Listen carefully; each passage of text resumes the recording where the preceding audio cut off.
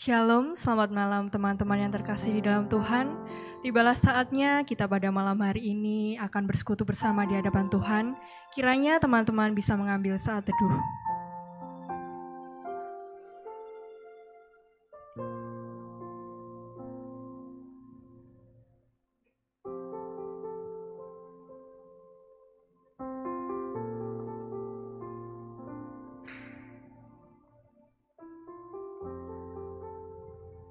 Allah mengerti segala persoalan yang sedang kita hadapi. Rencananya terus berjalan sampai saat ini, sehingga pada akhirnya kita akan menyadari bahwa kita tidak akan dibiarkannya sendirian. Maka dari itu kita pujikan Allah mengerti.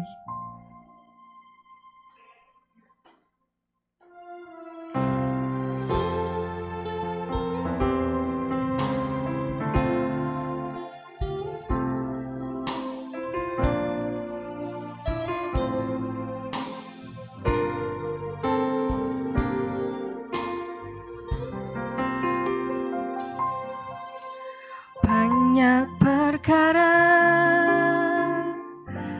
yang tak dapat ku mengerti. Mengapakah harus terjadi di dalam kehidupan ini? Satu perkara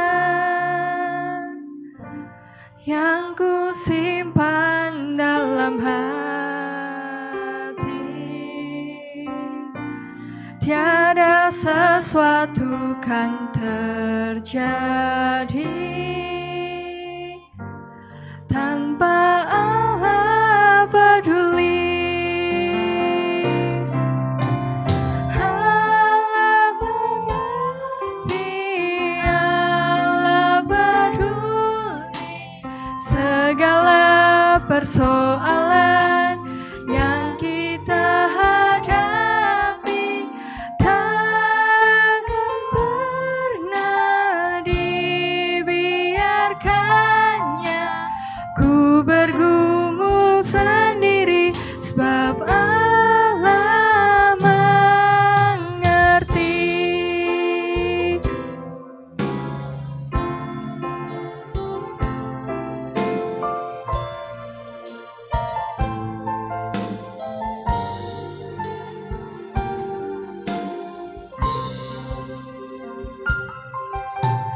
Banyak perkara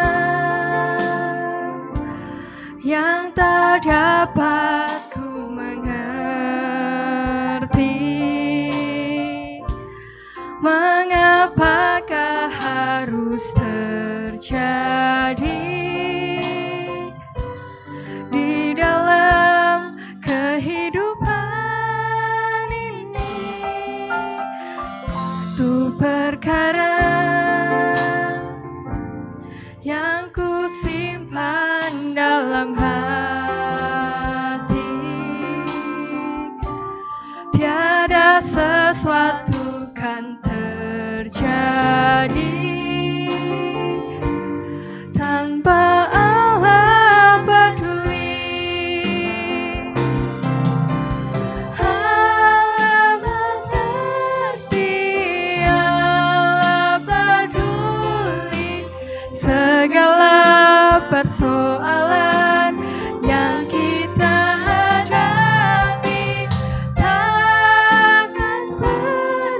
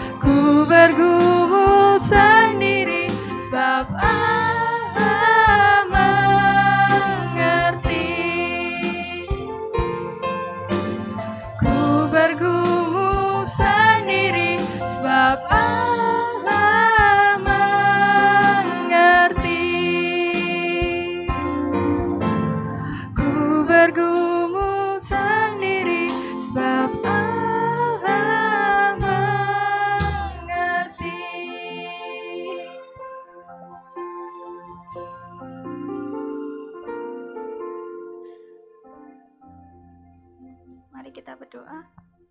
Terima kasih ya Tuhan atas berkat yang Kau berikan pada hari ini, sehingga kami dapat melaksanakan ibadah kami dari awal hingga selesai. Walaupun secara online, kiranya Engkau selalu melindungi kami semua. Terima kasih Tuhan. Amin. Teman-teman, tibalah saatnya kita akan menaikkan pokok-pokok doa syafaat. Namun sebelum itu, mari kita pujikan Kaulah Harapan.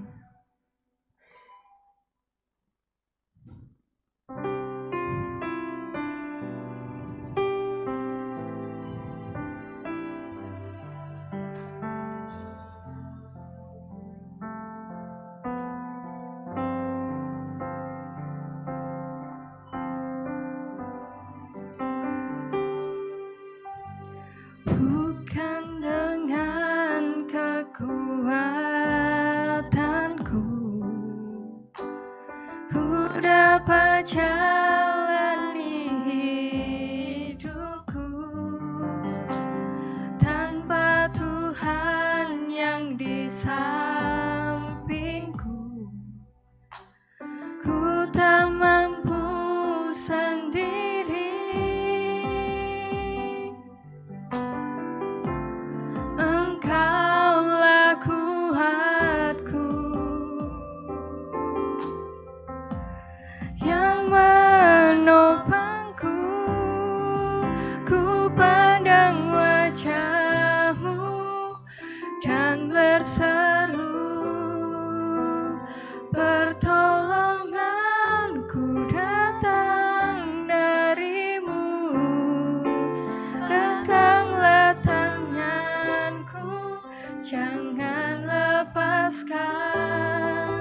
Kaulah harapan dalam hidupku.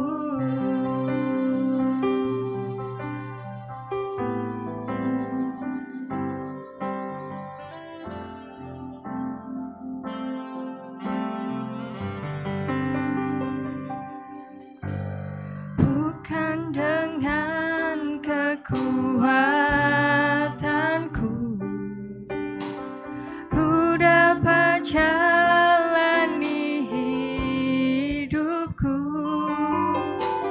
tanpa Tuhan yang di sampingku ku tak mampu sendiri. Engkaulah kuatku yang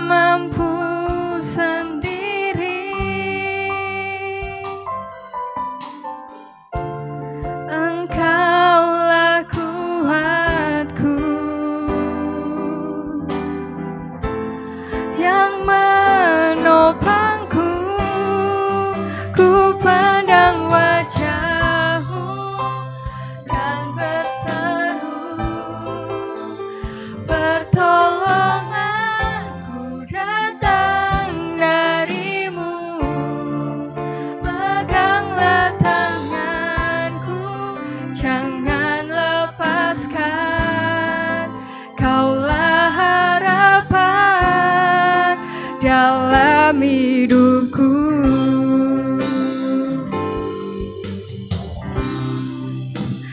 Dan berseru, pertolonganku datang darimu. Peganglah tanganku, jangan lepaskan. Kaulah harapan dalam hidupku. Kaulah harapan dalam hidupku. Kaulah harapan dalam hidupku. Mari kita bersatu di dalam doa. Allah Bapa kami di dalam kerajaan surga, terima kasih atas berkat yang Kau telah limpahkan kepada setiap kami hari ini. Kami masih boleh berkumpul di tempat kami masing-masing untuk memuliakan nama-Mu ya Tuhan. Ya Tuhan, kami berdoa untuk teman-teman kami yang sedang lemah tubuh, kiranya Engkau kuatkan, Engkau pulihkan, dan Engkau lindungi ya Tuhan. Kami juga berdoa untuk teman-teman kami yang sedang menghadapi pergumulan, kiranya Engkau menguatkan Tuhan, memberikan jalan keluar. Ya Tuhan, kami juga berdoa untuk bangsa dan negara serta Kota Tulungagung kami tercinta ini ya Tuhan. Berkatilah kami hingga pemerintahan pusat sampai ke daerah, kiranya Engkau pakai mereka Tuhan untuk memuliakan nama-Mu. Kami juga berdoa ya Tuhan untuk gereja tercinta kami. Berkati semuanya ya Tuhan, mulai dari majelis, pengurus, aktivis, dan siapapun itu Tuhan, tolong lindungi kami, berkati kami, pakai kami untuk kemuliaan nama-Mu. Kami juga berdoa ya Tuhan untuk bencana yang sedang kami rasakan saat ini, kiranya Engkau tetap melindungi kami Tuhan, Engkau tetap menguatkan kami semua. Ya Tuhan, kami juga berdoa untuk wabah penyakit yang sudah kami hadapi selama 1 tahun lebih Tuhan, kiranya Engkau memberikan perlindungan, memberikan kekuatan ekstra kepada kami semua ya Tuhan. Tetap berkati dan senantiasa pulihkan kami ya Tuhan. Terima kasih ya Tuhan, doa yang kurang dari sempurna ini kami alaskan hanya ke dalam tangan-Mu. Di dalam nama Tuhan Yesus kami sudah berdoa dan mengucap syukur. Amin. Teman-teman, tibalah saatnya kita akan mendengarkan kebenaran firman Tuhan oleh hamba-Nya. Namun sebelum itu, mari kita pujikan bagi Tuhan tak ada yang mustahil.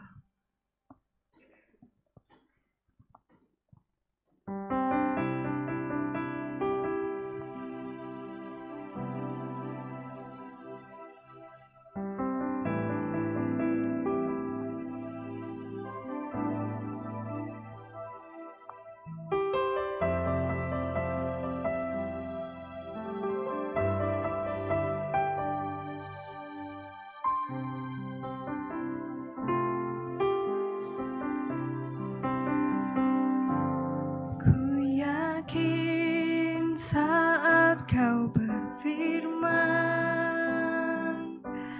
ku menang saat Kau bertindak. Hidupku hanya ditentukan oleh perkataan-Mu. Ku aman karena Kau menjaga. Ku kuat karena Kau menopang. Hidupku hanya ditentukan oleh kuasa-Mu.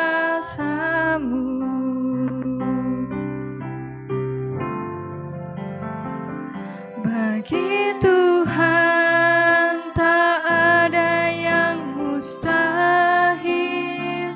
Bagi Tuhan tak ada yang tak mungkin. Mujizatnya disediakan bagiku. Ku diangkat dan dipulihkannya.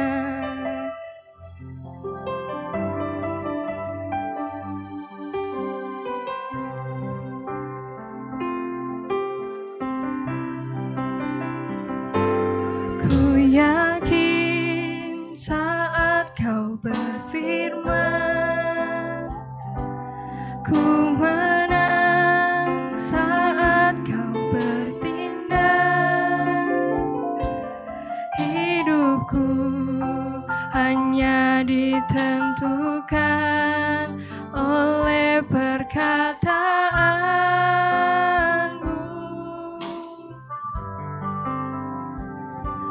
Ku aman karena kau menjaga. Ku kuat karena kau menopang. Hidupku hanya ditentukan oleh kuasa-Mu.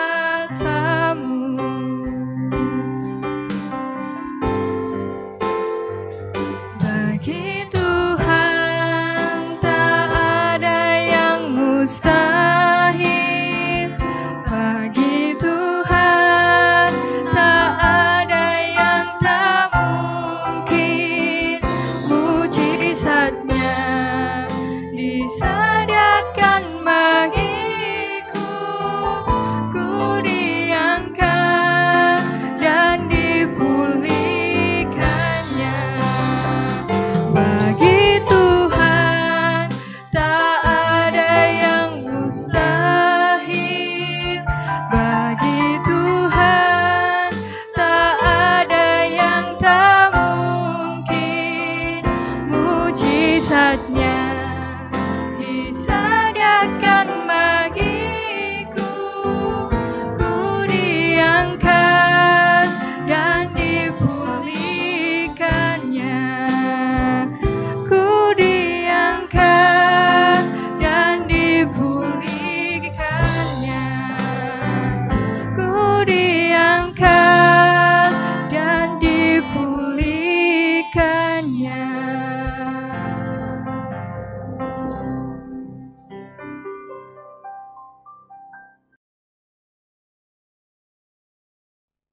Mari kita berdoa. Bapa di sorga, kami berterima kasih untuk kasih dan kemurahan Tuhan. Hari ini Engkau masih memberikan kesempatan bagi kami untuk kami datang kepadamu dan mendengarkan kebenaran firman-Mu.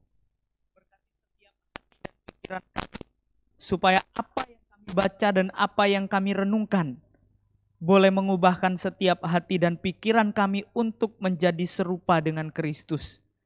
Terima kasih Bapa, berbicaralah ya Tuhan sesuai dengan apa yang kami perlukan.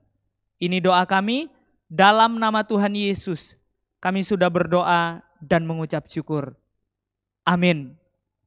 Shalom, apa kabarnya teman-teman yang terkasih dalam Tuhan?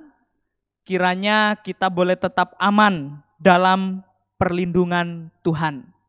Teman-teman yang terkasih dalam Tuhan kita Yesus Kristus, tema kita hari ini berbicara tentang mati dan dibangkitkan.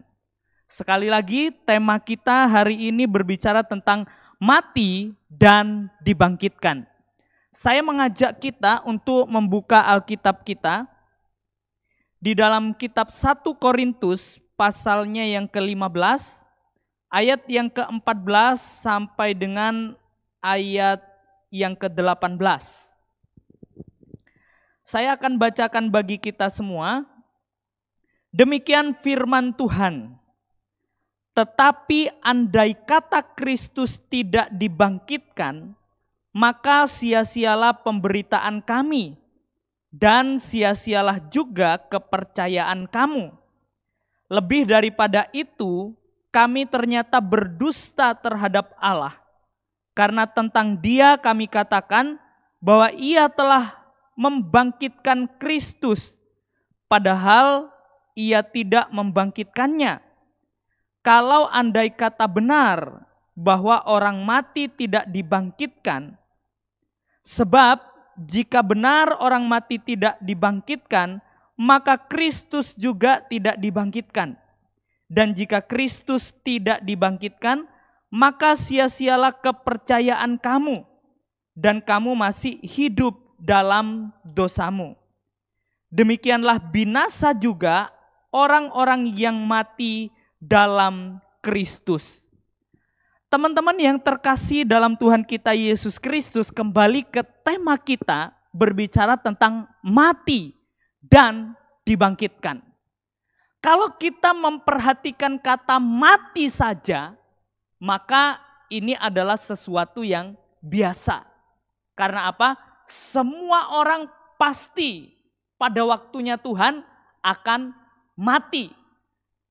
Semua orang pasti memiliki waktu dalam dunia ini. Tidak ada yang bernilai kekal. Dan pada waktunya Tuhan pasti akan mati. Maka berbicara tentang mati ini adalah sesuatu yang biasa. Semua orang pasti akan mati. Tetapi berbicara tentang dibangkitkan. Ini adalah sesuatu yang luar biasa. Karena apa? Tidak ada seseorang yang mati dan dibangkitkan kecuali Yesus Kristus. Yesus tidak hanya mati, namun ia bangkit. Maka dari itu teman-teman yang terkasih dalam Tuhan, andai kata Kristus mati dan tidak bangkit, apa yang terjadi? Kita akan belajar beberapa hal dari bagian ini. Andai kata Kristus mati dan tidak bangkit, dia mati saja dan tidak dibangkitkan, maka yang pertama pemberitaan kita menjadi sia-sia. Mari perhatikan di dalam ayatnya yang ke-14. Ayat yang ke-14 di situ dituliskan, tetapi andai kata Kristus tidak dibangkitkan, maka sia-sialah pemberitaan kami. Nah, ingat bahwa pemberitaan kita menjadi sia-sia. Apa yang kita beritakan yaitu tentang Yesus yang mati namun tidak bangkit. Itu menjadi sia-sia. Mengapa? Karena tidak ada bedanya dengan manusia biasa. Tidak ada bedanya dengan yang lain. Seorang pasti bisa mati. Begitu juga dengan Kristus, seandainya dia mati saja dan tidak bangkit, maka pemberitaan kita tentang Yesus Kristus itu adalah kesia-siaan. Lalu bagian yang kedua, andai kata Kristus mati saja dan tidak bangkit, apa yang terjadi? Bagian yang kedua tetap di ayat yang ke-14 bagian akhir. Di situ dituliskan, setelah sia-sialah pemberitaan kami dan sia-sialah juga kepercayaan kamu. Nah, inilah yang kedua, andai kata Kristus hanya mati saja tapi dia tidak dibangkitkan, maka iman kita, maka kepercayaan kita kepada dia menjadi sia-sia juga. Kenapa? Bagaimana kita mau beriman? Kristus cuma mati, tapi dia tidak bangkit. Inilah yang kita percaya. Kepercayaan kita menjadi sia-sia kalau Kristus hanya mati saja. Iman kita menjadi tidak ada gunanya. Untuk apa kita beriman kepada sesuatu yang mati, yang tidak berkuasa atas maut, yang tidak berkuasa atas kematian? Untuk apa? Yaitu makanya iman kita menjadi sesuatu yang sia-sia. Lalu yang berikutnya, andai kata Kristus mati dan tidak bangkit, apa yang terjadi? Di dalam ayat yang ke-17, di situ dituliskan, dan jika Kristus tidak dibangkitkan, maka sia-sialah kepercayaan kamu, dan kamu masih hidup dalam dosamu. Yang ketiga, jikalau Kristus tidak dibangkitkan, maka kita tetap hidup di dalam dosa.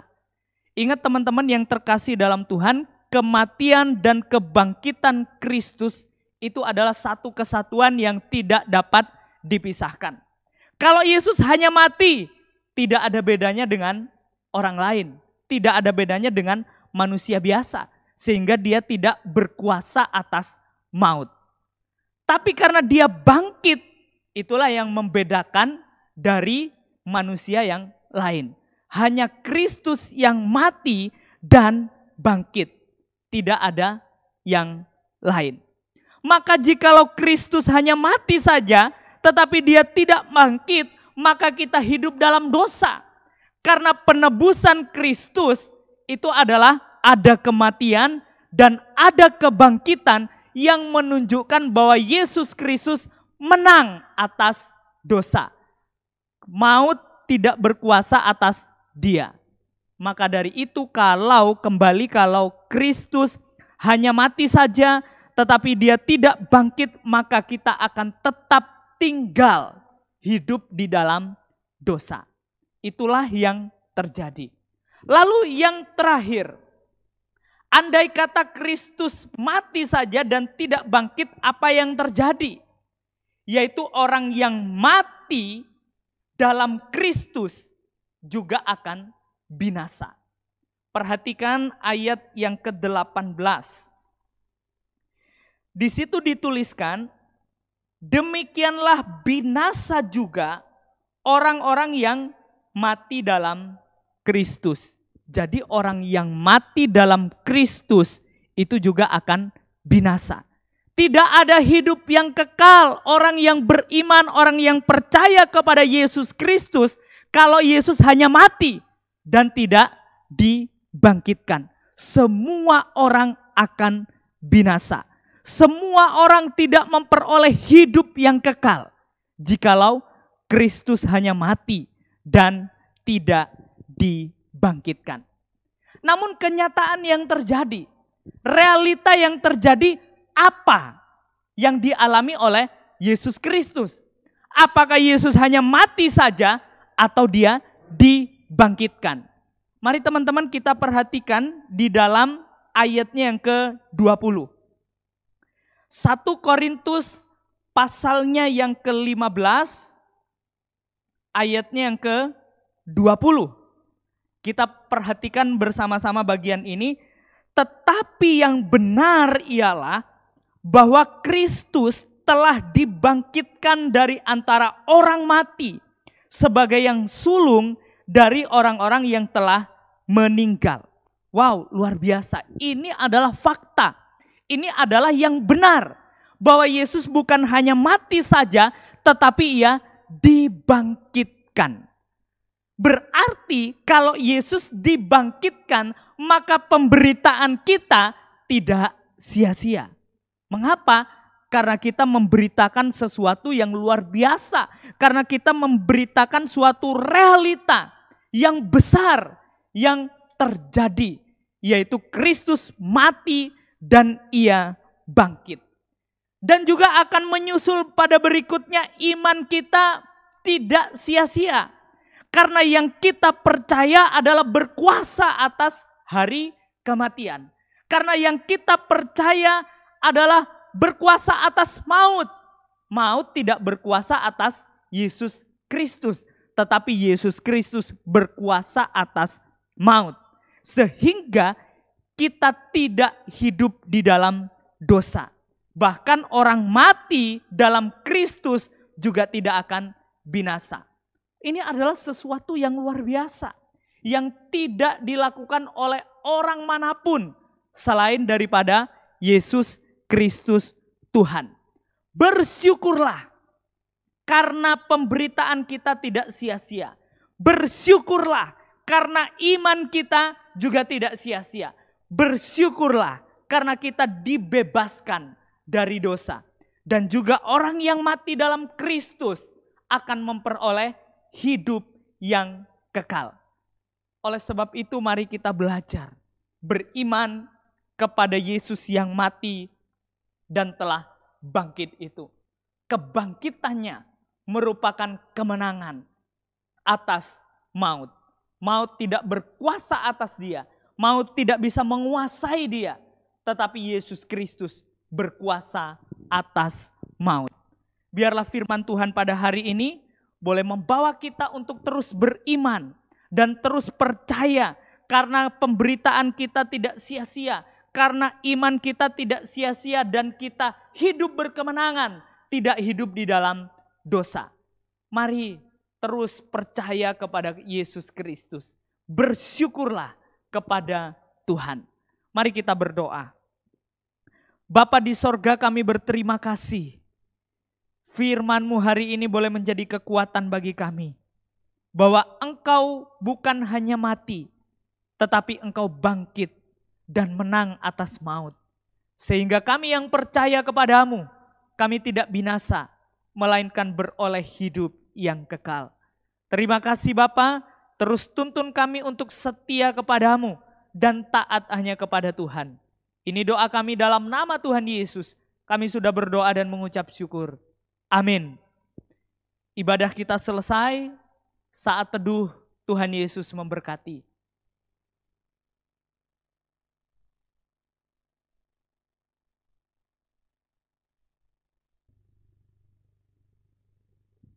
Shalom, salam damai sejahtera dalam kasih Kristus bagi kita.